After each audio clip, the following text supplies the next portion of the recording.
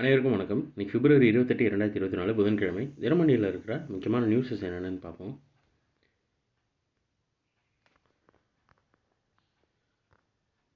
குலசை இஸ்ரோ தளத்திலிருந்து இன்று ஏவப்படுகிறது ராக்கெட். மீனவர்களுக்கு ஆட்சியர் எச்சரிக்கைன்னு தெரிவிச்சிருக்காங்க. தூத்துக்குடி மாவட்டம் குலசேகரப்பட்டினம் இஸ்ரோ ஏவுதளத்திலிருந்து ரோகிணி ராக்கெட் பிப்ரவரி 28, அதாவது இன்னைக்கு காலை ஏவப்பட உள்ளதால் மணப்பாடு முதல் பெரிய தாளை வரையிலான கடல் பகுதிக்கு மீனவர்கள் செல்ல வேண்டாம் என எச்சரிக்கை விடுக்கப்பட்டுள்ளதுன்னு தெரிவிச்சிருக்காங்க.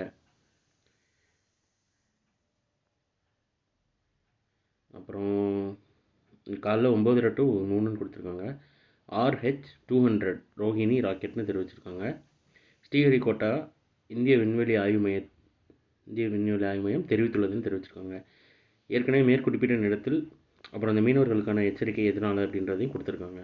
மற்றபடி எதுக்காண்டி அந்த ரீசனு, என்ன ராக்கெட்டு, அந்த மாதிரி டீட்டெயில் எதுவும் கொடுக்கல. மேபி நாளைக்கு நியூஸில் இருந்தால் நான் எலாபரேட்டாக அதை வாசித்து சொல்கிறேன். இன்றைக்கி ரொம்ப இன்னொரு முக்கியமான நியூஸ் ஒன்று இருக்குது.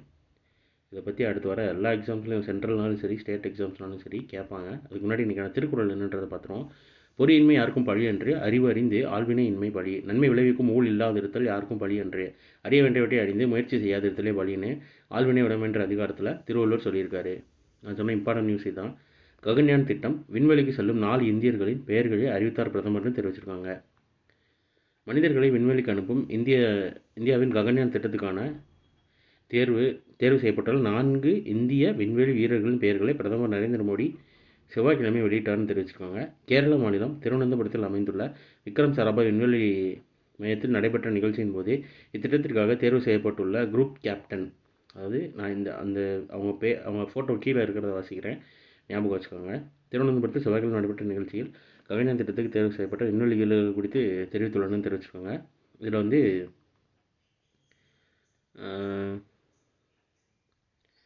குரூப் கேப்டன்கள் பிரசாந்த் பாலகிருஷ்ணன் நாயர், அங்கத் பிரதாப், அப்புறம் அஜித் கிருஷ்ணன் மற்றும் விங் கமாண்டர் சுபாஷ் சுக்லா ஆகியோரின் பெயர்களை பிரதமர் மோடி அறிவித்தார்னு தெரிவிச்சிருக்காங்க.